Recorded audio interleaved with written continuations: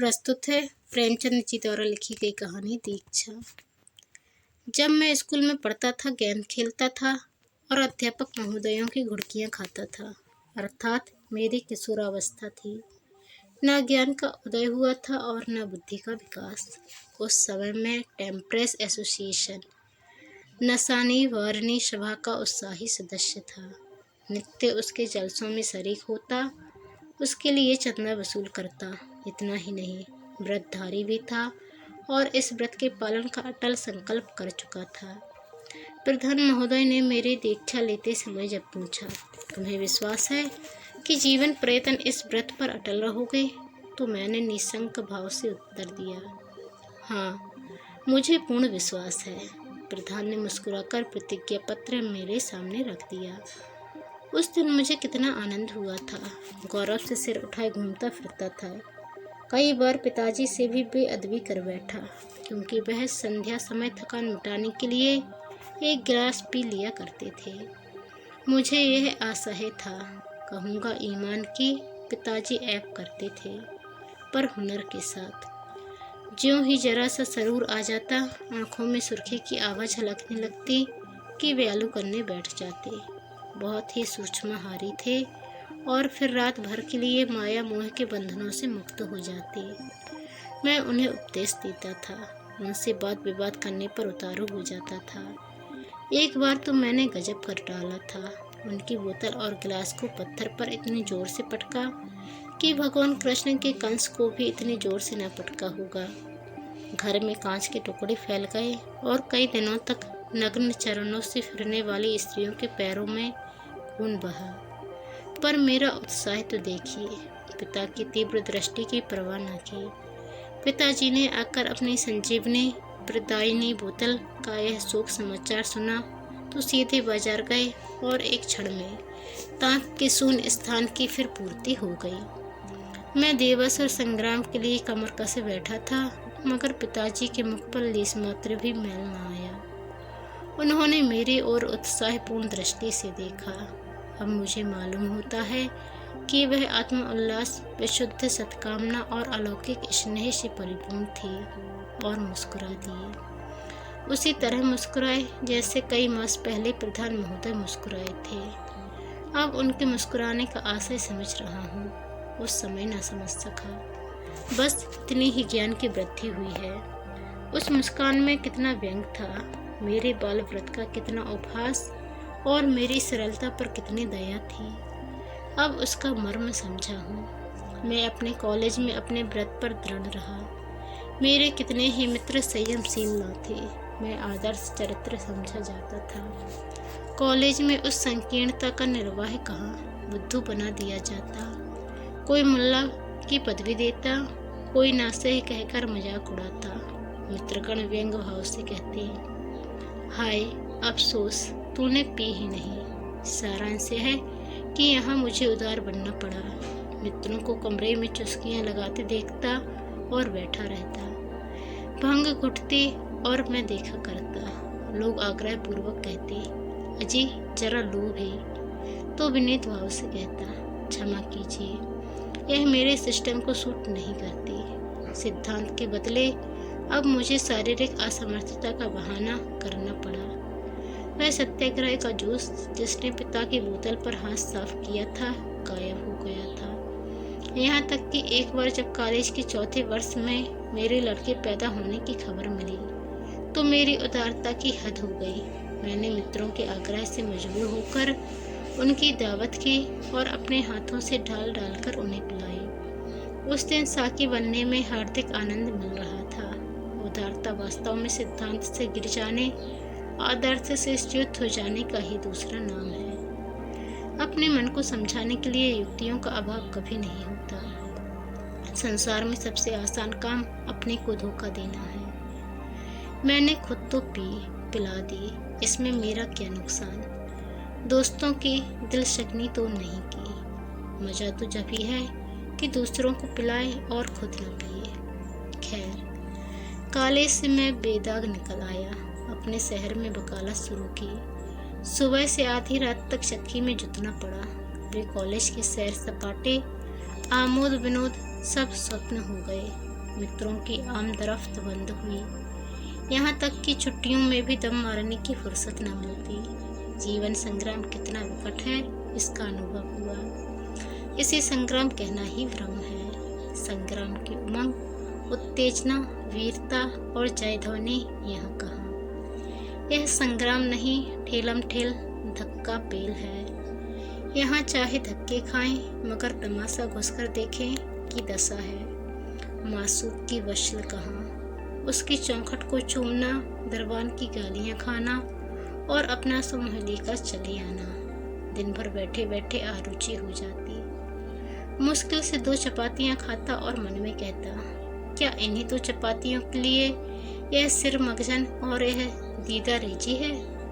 मरो खपो और व्यर्थ के लिए। इसके साथ यह अरमान भी थी कि अपनी मोटर हो, विशाल भवन हो, थोड़ी सी जमींदारी हो, कुछ रुपए बैंक में हो, और यह सब हुआ भी तो मुझे क्या, संतान उनका सुख भोगेगी। मैं तो व्यर्थ ही मरा, मैं तो खजाने का सांप ही रहा। नहीं, यह नहीं हो सकता। मैं दूसरों के लिए ही प्राण न दूंगा। अपनी मेहनत का मजा खुद भी चखूंगा। क्या करूं, कहीं सैर करने चलूं? मुवक्किल सब तितर बितर हो जाएंगे। ऐसा नामी वकील तो हूँ नहीं कि मेरे बगैर काम ही ना चले, और कतिपय नेताओं की भांति असहयोग व्रत धारण करने पर भी कोई बड़ा शिकार देखूं तो झपट पड़ूं। यहाँ तो पिद्दी बटेर हारिल, इन्हीं सब पर निशाना मारना पड़ा। फिर क्या रोज थिएटर जाया करूं? फिजूल है। कहीं 2 बजे रात को सोना नसीब होगा, बिना मौत मर जाऊंगा। आखिर मेरे हम पेशा और भी तो है। वे क्या करते हैं जो उन्हें बराबर खुश और मस्त देखता हूँ। मालूम होता है उन्हें कोई चिंता ही नहीं है। स्वार्थ सेवा अंग्रेजी शिक्षा का प्राण है। पूर्व संतान के लिए, यश के लिए, धर्म के लिए मरता है, पश्चिम अपने लिए। पूर्व में घर का स्वामी सबका सेवक होता है। वह सबसे ज्यादा काम करता, दूसरों को खिलाकर खाता, दूसरों को पहना कर पहनता है। किंतु पश्चिम में वह सबसे पहले खाना, अच्छा पहनना अपना अधिकार समझता है। यहाँ परिवार सर्वोपरि है, वहाँ व्यक्ति सर्वोपरि है। हम बाहर से पूर्व और भीतर से पश्चिम हैं।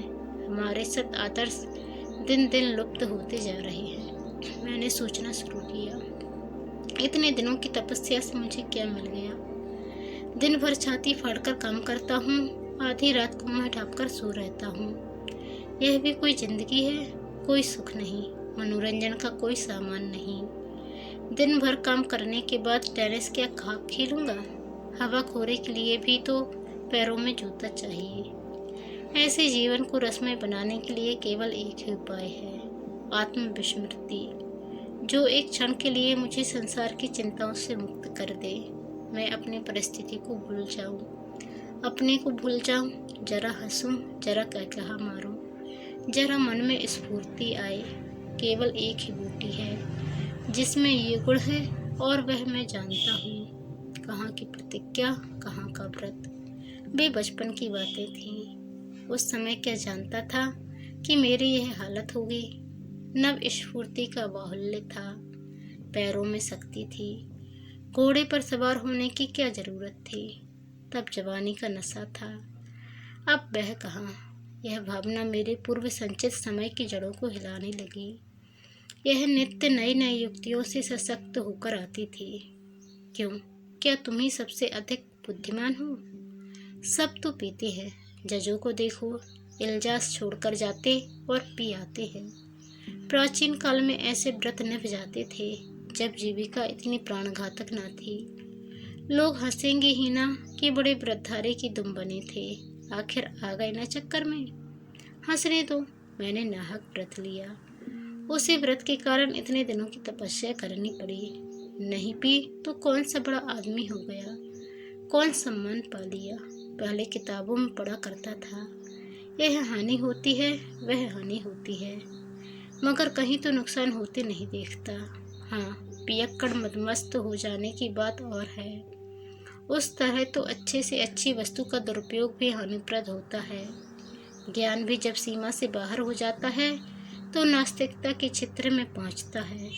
पीना चाहिए एकांत में, चेतना को जागृत करने के लिए, सुलाने के लिए नहीं। बस पहले दिन जरा जरा झिझक होगी, फिर किसका डर है। ऐसी आयोजना करनी चाहिए कि लोग मुझे जबरदस्ती पिला दें, जिसमें अपनी शान बनी रहे। जब एक दिन प्रतिज्ञा टूट जाएगी तो फिर मुझे अपनी सफाई फेस करने की ज़रूरत न रहेगी। घर वालों के सामने भी आंखें नीची न करनी पड़ेंगी। मैंने निश्चय किया यह अभिनय होली के दिन हो। इस दीक्षा के लिए इससे उत्तम मुहूर्त कौन होगा। होली पीने पिलाने का दिन है। उस दिन मस्त हो जाना क्षम्य है। पवित्र होली अगर हो सकती है तो पवित्र चोरी, पवित्र रिश्वत सितानी भी हो सकती है। होली आई, अब की बहुत इंतजार के बाद आई। मैंने दीक्षा लेने की तैयारी शुरू की। कई पीने वालों को निमंत्रित किया। किलनर की दुकान से विस्की और शैंपेन मंगवाई। लेमनेड, सोडा, बर्फ, गजक, खमीरा, तंबाकू वगैरह सब सामान मंगवाकर लैस कर दिया। कमरा बहुत बड़ा न था। कानूनी किताबों की अलमारियां हटवा दी, फर्श बिछवा दिया और शाम को मित्रों का इंतजार करने लगा, जैसे चिड़िया पंख फैलाए पहेलियों को बुला रही हो। मित्रगण एक एक करके आने लगे। 9 बजते बजते सबके सब आ बिराजे। उनमें कई तो ऐसे थे चुल्लू में उल्लू हो जाते थे, पर कितने ही कुंभज ऋषि के अनुयायी थे। पूरे समुद्र सूख बोतल की बोतल गटगटा जाए और आंखों में सुर्खी न आए। मैंने बोतल, गिलास और गजक की तस्तरियां सामने लाकर रखी। एक महाशय बोले, यार बर्फ और सोडे के बगैर लुफ्त न आएगा। मैंने उत्तर दिया, मंगवा रखा है, भूल गया था। एक तो फिर बिस्मिल्लाह हो। दूसरा, साकी कौन होगा? मैं, यह खिदमत मेरे सुपुर्द कीजिए। मैंने प्यालियां भर भर कर देनी शुरू की और यार लोग पीने लगे। हू हक का बाजार गर्म हुआ। अश्लील हास परिहास की आंधी से चलने लगी, पर मुझे कोई न पूछता था। खूब अच्छा उल्लू बना। शायद मुझसे कहते हुए सकुचाते हैं। कोई मजाक से भी नहीं कहता, मानो मैं वैश्रव हूँ। इन्हें कैसे इशारा करूँ? आखिर सोचकर बोला, मैंने तो कभी पी ही नहीं। एक मित्र, क्यों नहीं पी? ईश्वर के यहाँ आपको इसका जवाब देना पड़ेगा। दूसरा, फरमाइए जनाब, फरमाइए फरमाइए, क्या जवाब दीजिएगा? मैं ही उसकी तरफ से पूछता हूँ, क्यों नहीं पीते? मैं, अपनी तबीयत नहीं जी चाहता। दूसरा, यह तो कोई जवाब नहीं। कोदो देकर वकालत पास की थी क्या? तीसरा, जवाब दीजिए, जवाब दीजिए दीजिए। आपने समझा क्या है? ईश्वर को आपने ऐसा वैसा समझ लिया है क्या? दूसरा, क्या आपको कोई धार्मिक आपत्ति है? मैंने कहा, हो सकता है। तीसरा, वाह रे धर्मात्मा, क्यों ना हो, आप बड़े धर्मात्मा हैं। जरा आपकी दुम देखूं। मैं, क्या धर्मात्मा आदमियों की दुम होती है? चौथा, और क्या, किसी के हाथ की, किसी के 2 हाथ की। आप है किस फेर में? दुमदारों के सिवा आज महत धर्मात्मा है ही कौन? हम सब पापात्मा हैं। तीसरा, धर्मात्मा वकील, ओहो, धर्मात्मा वैश्य, ओहो। दूसरा, धार्मिक आपत्ति तो आपको हो ही नहीं सकती। वकील होना धार्मिक विचारों से शून्य होने का चिन्ह है। मैं, भाई मुझे सूट नहीं करती। तीसरा, अब मार लिया, मुझे को मार लिया, आपको सूट नहीं करती, मैं सूट करा दूं? दूसरा, क्या किसी डॉक्टर ने मना किया है? मैं, नहीं। तीसरा, वाह वाह, आप खुद ही डॉक्टर बन गए। अमृत आपको सूट नहीं करता। अरे धर्मात्मा जी, एक बार पी के देखिए। दूसरा, मुझे आपके मुँह से यह सुनकर आश्चर्य हुआ भाई जी। यह दवा है, महाऔषधि है, यही सोमरस है। कहीं आपने टेम्परेस की प्रतिज्ञा तो नहीं ले ली है?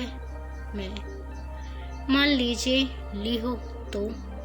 तीसरा, तो आप बुद्धू हैं, सीधे सीधे कोरे बुद्धू। चौथा, जाम चलने को है सब, न अहली नज़र बैठे हैं, आँख साखी न चुराना, हम इधर बैठे हैं। दूसरा, हम सभी टेम्परेस के प्रतिज्ञाधारी हैं, पर जब वह हम ही नहीं रहे तो वह प्रतिज्ञा कहाँ रही। हमारे नाम वही हैं, पर हम वह नहीं हैं। जहाँ लड़कपन की बातें की गई, वहीं वह प्रतिज्ञा भी गई। मैं, आखिर इससे फायदा क्या है। दूसरा, यह तो पीने ही से मालूम हो सकता है। एक प्याली पीजिए, फायदा ना मालूम हो तो फिर न पीजिएगा। तीसरा, मारा मारा अब मुझी को पिलाकर छोड़ेंगे। चौथा, ऐसे में ख्वार है, दिन रात पिया करते हैं, हम तो सोते में तेरा नाम लिया करते हैं। पहला, तुम लोगों से ना बनेगा, मैं पिलाना जानता हूँ। यह महाशय मोटे ताजे आदमी थे। मेरा टेंट को दबाया और प्याली मुंह में लगा दी। मेरी प्रतिज्ञा टूट गई, दीक्षा मिल गई, मुराद पूरी हुई। किंतु बनावटी क्रोध से बोला, आप लोग अपने साथ मुझे भी ले डूबे। दूसरा, मुबारक हो मुबारक। तीसरा, मुबारक मुबारक 100 बार मुबारक। नव दीक्षित मनुष्य बड़ा धर्मपरायण होता है। मैं संध्या समय दिन भर की वाक्तंडा से छुटकारा पाकर जब एकांत में अथवा 2-4 मित्रों के साथ बैठकर प्याली पर प्याली चढ़ाता तो चित्त उल्लसित हो उठता था। रात को निद्रा खूब आती थी और प्रातःकाल अंग अंग में पीड़ा होती, अंगड़ाइयाँ आती, मस्तिष्क शिथिल हो जाता। यही जी चाहता कि आराम से पलंग पर लेटा रहूं। मित्रों ने सलाह दी कि खुमारी उतारने के लिए सवेरे ही एक पैक पी लिया जाए तो अति उत्तम है। मेरे मन में भी बात बैठ गई। मुँह हाथ धोकर पहले संध्या किया करता था, अब मुँह हाथ धोकर चट अपने कमरे में एकांत में बोतल लेकर बैठ जाता। मैं इतना जानता था कि नशीली चीज़ों का चस्का बुरा होता है, आदमी धीरे धीरे उनका दास हो जाता है, यहाँ तक कि वह अपने बगैर कुछ काम भी नहीं कर सकता। परंतु ये बातें जानते हुए भी मैं उनके वशीभूत होता जाता था। यहाँ तक नौबत पहुँची कि नशे के बगैर कुछ काम ही ना कर सकता। जिसे आमोद के लिए मुँह लगाया था, वह साल ही भर में मेरे लिए जल और वायु की भांति अत्यंत आवश्यक हो गई। अगर कभी किसी मुकदमे में बहस करते करते देर हो जाती तो ऐसी थकावट चढ़ती थी मानो मंजिलों चला हूँ। उस दशा में घर आता तो अनायास ही बात बात पर झुंझलाता, कहीं नौकर को डांटता, कहीं बच्चों को पीटता, कहीं स्त्री पर गर्म होता। यह सब कुछ था, पर मैं कतिपय अन्य शराबियों की भांति नशा आते ही दून के न लेता था, अनर्गल बातें न करता था, हल्ला न मचाता था, न मेरे स्वास्थ्य पर ही मदिरा सेवन का कुछ बुरा असर नजर आता था। बरसात के दिन थे, नदी नाले बड़े हुए थे। हुक्काम बरसात में भी दौरे करते हैं, उन्हें अपने भत्ते से मतलब, प्रजा को कितना कष्ट होता है इससे उन्हें कुछ सरोकार नहीं। मैं एक मुकदमे में दौरे पर गया, अनुमान किया था कि संध्या तक लौट आऊँगा, मगर नदियों का चढ़ाव उतार पड़ा। 10 बजे पहुँचने के बदले शाम को पहुँचा। जंट साहब मेरी प्रतीक्षा कर रहे थे। मुकदमा पेश हुआ, लेकिन बहस खत्म होते होते रात 9 बज गए। मैं अपनी हालत क्या कहूँ, जी चाहता था जंट साहब को नोच खाऊं। कभी अपने प्रतिपक्षी वकील की दाढ़ी नोचने को जी चाहता था, जिसने बरबस बहस को इतना बढ़ाया। कभी जी चाहता था अपना सिर पीट लूं। मुझे सोच लेना चाहिए था कि आज रात को देर हो गई तो जंट मेरा गुलाम तो है नहीं कि जो मेरी इच्छा हो वही करे। ना खड़े रहा जाता, ना बैठे। छोटे मोटे पियक्कड़ मेरी दुर्दशा की कल्पना नहीं कर सकते। खैर 9 बजते बजते मुकदमा समाप्त हुआ, पर अब जाऊँ कहाँ। बरसात की रात, कोसों तक आबादी का पता नहीं, घर लौटना कठिन ही नहीं असंभव। आसपास भी कोई ऐसा गांव नहीं जहां संजीवनी मिल सके। गांव हो भी तो वहां जाए कौन। वकील कोई थानेदार नहीं कि किसी को बेगार में भेज दे। बड़े संकट में पड़ा हुआ था। मुवक्किल चले गए, दर्शक चले गए, बेगार चले गए। मेरा प्रतिद्वंदी मुसलमान चपरासी के दस्तरखान में शरीक होकर डाक बंगले के बरामदे में पड़ा रहा। पर मैं क्या करूं? यहाँ तो प्राणांत सा हो रहा था, वहीं बरामदे में टाट पर बैठा हुआ अपनी किस्मत को रो रहा था। ना नींद ही आती थी कि इस कष्ट को भूल जाऊं, अपने को उसी की गोद में सौंप दूं। गुस्सा अलबत्ते था कि वह दूसरा वकील कितनी मीठी नींद सो रहा है, मानो ससुराल में सुख सेज पर सोया हुआ है। इधर तो मेरा यह बुरा हाल है, उधर डाक बंगले में साहब बहादुर ग्लास पर ग्लास चढ़ा रहे थे। शराब के ढालने की मधुर ध्वनि मेरे कानों में आकर चित्त को और भी व्याकुल कर दी थी। मुझसे बैठे न रहा गया। धीरे धीरे चेक के पास गया और अंदर झांकने लगा। आह, कैसा जीवनप्रद दृश्य था।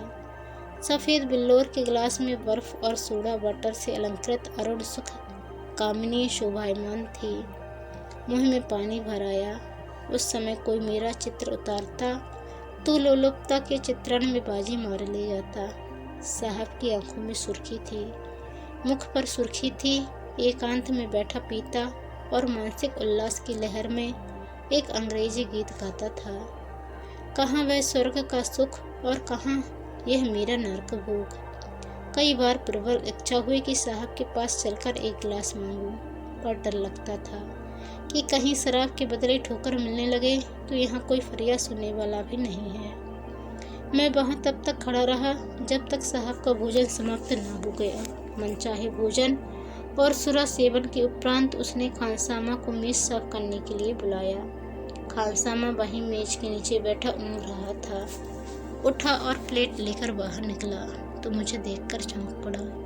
मैंने शीघ्र ही उसको आश्वासन दिया, डरो मत, मैं हूँ। खानसामा ने चकित होकर कहा, आप हैं वकील साहब? क्या हजूर यहाँ खड़े थे? मैं, हाँ, जरा देखता था कि ये सब कैसे खाते पीते हैं। बहुत शराब पीता है। खान, अजी कुछ पूछिए मत। 2 बोतल दिन रात में साफ कर डालता है। 20 रुपए रोज की शराब पी जाता है। दौरे पर चलता है तो 4 दर्जन बोतलों से कम साथ नहीं रखता। मुझे भी कुछ आदत है, पर आज ना मिली। खान, तब तो आपको बड़ी तकलीफ हो रही होगी। मैं, क्या करूं, यहाँ तो कोई दुकान भी नहीं। समझता था जल्दी से मुकदमा हो जाएगा, घर लौट जाऊंगा, इसलिए कोई सामान साथ न लाया। खान, मुझे तो अफीम की आदत है, एक दिन ना मिले तो बावला हो जाता हूँ। अमल वाले को चाहे कुछ ना मिले, अमल मिल जाए तो उसे कोई फिक्र नहीं। खाना चाहे 3 दिन ना मिले। मैं, वही हाल है भाई, भुगत रहा हूँ। ऐसा मालूम होता है बदन में जान ही नहीं है। खान, हजूर को कम से कम 1 बोतल साथ रख लेनी चाहिए थी, जेब में डाल लेते। मैं, इतनी ही तो भूल हुई, नहीं रोना काहे का था। खान, नींद भी ना आती होगी।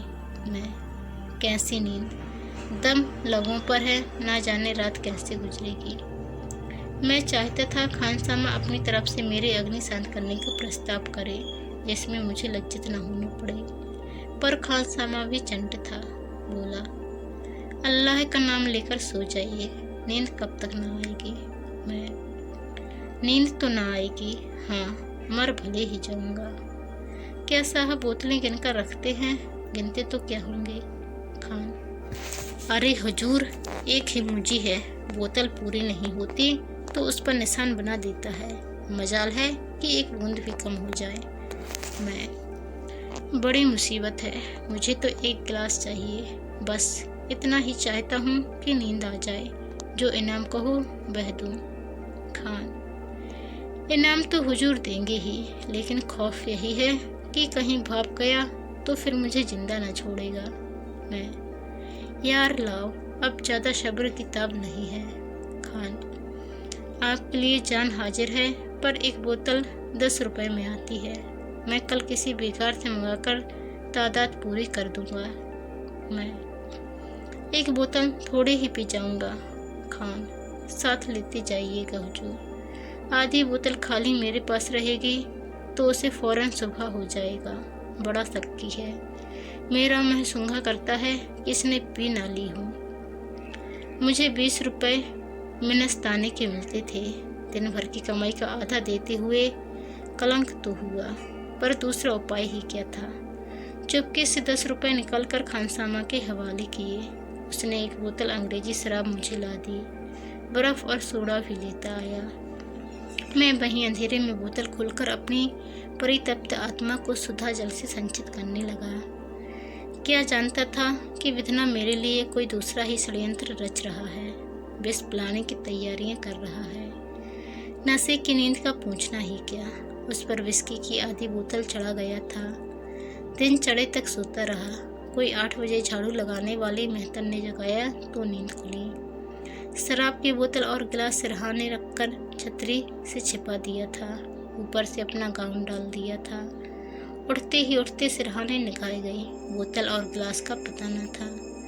कलेजा धक से हो गया। खानसामा को खोजने लगा कि पूछूं, उसने तो नहीं उठा कर रख दिया। इस विचार से उठा और टहलता हुआ डाक बंगले के पिछवाड़े गया, जहाँ नौकरों के लिए अलग कमरे बने हुए थे। पर वहाँ का भयंकर दृश्य देखकर आगे कदम बढ़ाने का साहस न हुआ।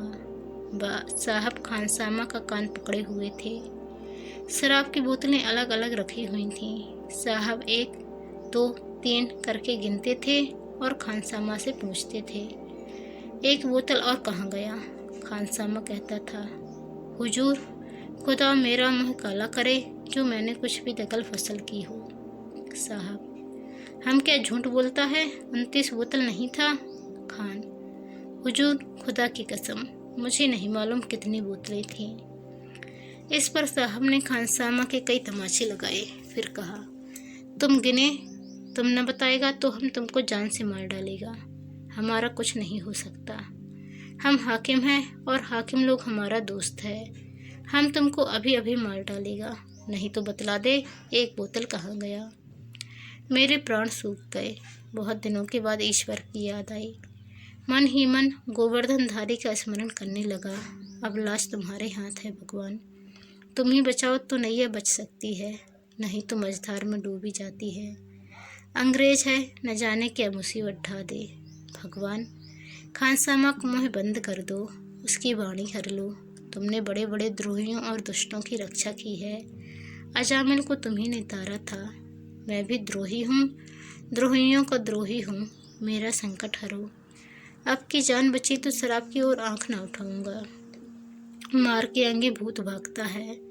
मुझे प्रति क्षण यह शंका होती थी कि कहीं यह लोकोक्ति चरितार्थ न हो जाए, कहीं खानसामा खुल न पड़े। नहीं तो फिर मेरी खैर नहीं। सनद छीने जाने का, चोरी का मुकदमा चल जाने का, अथवा जज साहब से तिरस्कृत किए जाने का इतना भय न था जितना साहब के पदाघात का लक्ष्य बनने का। जालिम हंटर लेकर दौड़ न पड़े। यूँ मैं इतना दुर्बल नहीं हूँ। हष्ट पुष्ट और साहसी मनुष्य हूँ। कॉलेज में खेलकूद के लिए पारितोषिक पा चुका हूँ। अब भी बरसात में 2 महीने मुकद्दर फेर लेता हूँ। लेकिन उस समय भय के मारे बुरा हाल था। मेरे नैतिक बल का आधार पहले ही नष्ट हो चुका था। चोर में बल कहाँ?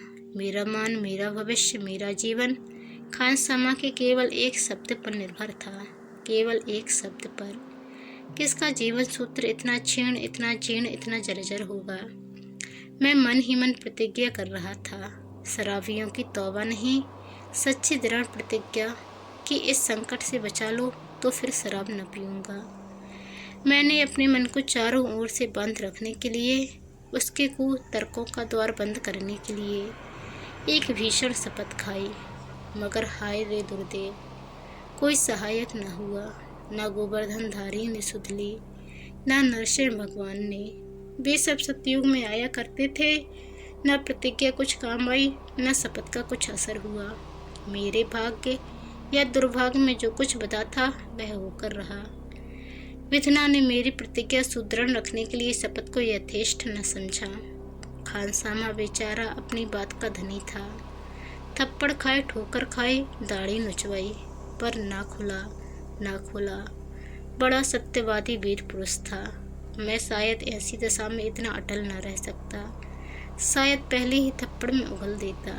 उसकी ओर से मुझे जो घोर शंका हो रही थी वह निर्मूल सिद्ध हुई। जब तक जीऊँगा उस वीरात्मा का गुणा अनुवाद करता रहूँगा। पर मेरे ऊपर दूसरी ही ओर से वज्रपात हुआ। खानसामा पर जब मार धाड़ का कुछ असर न हुआ तो साहब उसके कान पकड़े हुए डाक बंगले की तरफ चले। मैंने उन्हें आते देखा। चटपट सामने बरामदे में जा बैठा और ऐसा मुंह बना लिया मानो कुछ जानता ही नहीं। साहब ने खानसामा को लाकर मेरे सामने खड़ा कर दिया। मैं भी उठकर खड़ा हो गया। उस समय यदि कोई मेरे हृदय को चीरता तो रक्त की एक बूंद भी न निकलती। साहब ने मुझसे पूछा, वेल वकील साहब, तुम शराब पीता है? मैं इनकार न कर सका। तुमने रात शराब पी थी? मैं इनकार न कर सका। तुमने मेरे इस खानसामा से शराब ली थी? मैं इनकार न कर सका। तुमने रात को शराब पीकर बोतल और गिलास अपने सिर के नीचे छिपा कर रखा था? मैं इनकार न कर सका। मुझे भय था कि खानसामा कहीं खुल न पड़े, पर उल्टे मैं ही खुल पड़ा। तुम जानता है यह चोरी है? मैं इनकार न कर सका। हम तुमको मुअत्तल कर सकता है, तुम्हारा सनद छीन सकता है, तुमको जेल भेज सकता है। यथार्थ ही था। हम तुमको ठोकरों से मारकर गिरा सकता है, हमारा कुछ नहीं हो सकता। यथार्थ ही था। तुम काला आदमी वकील बनता है, हमारे खानसामा से चोरी का शराब लेता है, तुम सुअर। लेकिन हम तुमको वही सजा देगा जो तुम पसंद करे। तुम क्या चाहता है? मैंने कांपते हुए कहा, हुजूर मुआफ़ी चाहता हूँ। नहीं, हम सजा पूछता है, जो हुजूर मुनासिब समझे। अच्छा, यही होगा। यह कहकर उस निर्दयी नरपिशाच ने 2 सिपाहियों को बुलाया और उनसे मेरे दोनों हाथ पकड़वा दिए। मैं मौन धारण किए इस तरह सिर झुकाए खड़ा रहा जैसे कोई लड़का अध्यापक के सामने बैत खाने को खड़ा होता है। इसने मुझे क्या दंड देने का विचारा है? कहीं मेरी मुस्के तो न कसवाएगा या कान पकड़कर उठा बैठी तो न करवाएगा।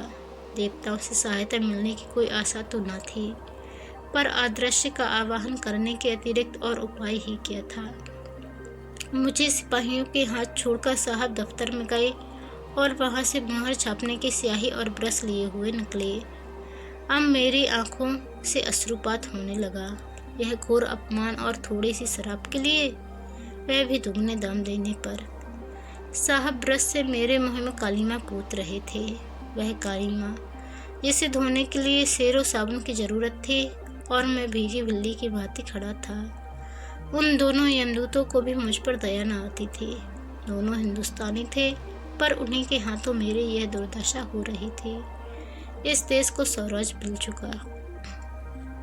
साहब कालीमा पोतते और हंसते जाते थे, यहाँ तक कि आंखों के सिवा तिल भर भी जगह न बची। थोड़ी सी शराब के लिए आदमी से बुना मानुष बनाया जा रहा था।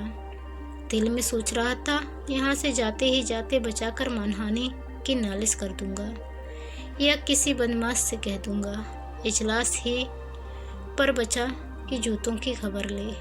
मुझे बनमानुष बनाकर साहब ने मेरे हाथ छुड़वा दिए और ताली बजाता हुआ मेरे पीछे दौड़ा। 9 बजे का समय था। कर्मचारी, मुवक्किल, चपरासी सभी आ गए। सैकड़ों आदमी जमा थे। मुझे न जाने क्या समझ सूझी कि वहां से भागा। यह उस प्रहसन का सबसे करुणाजनक दृश्य था। आगे आगे में दौड़ता जाता था, पीछे पीछे साहब और अन्य सैकड़ों आदमी तालियां बजाते, लेना लेना जाने न पावे का गुल मचाते दौड़े जाते थे, मानो किसी बंदर को भगा रहे हों। लगभग 1 मील तक यह दौड़ रही। वह तो कहो, मैं कसरती आदमी हूँ, बचकर निकल आया। नहीं, मेरी न जाने और क्या दुर्गति होती। शायद मुझे गधे पर बिठाकर घुमाना चाहते थे। जब सब पीछे रह गए तो मैं एक नाले के किनारे बेदम होकर बैठा रहा। अब मुझे सूझी कि यहाँ कोई आया तो पत्थरों के मारे बिना न छोड़ूंगा, चाहे उल्टी पड़े या सीधी। किंतु मैंने नाले में मुँह धोने की चेष्टा नहीं की। जानता था पानी से कालीमा न छूटेगी। यही सोचता रहा कि इस अंग्रेज पर कैसे अभियोग चलाऊं। यह तो छिपाना ही पड़ेगा कि मैंने इसके खानसामा से चोरी की शराब ली। अगर यह बात साबित हो गई, उल्टा मैं ही फंस जाऊंगा। क्या हरज है, इतना छिपा दूंगा। शत्रुता का कारण कुछ और ही दिखा दूंगा, पर मुकदमा जरूर चलाना चाहिए। जाऊं कहाँ? यह कालीमा मंडित मुँह किसे दिखाऊं?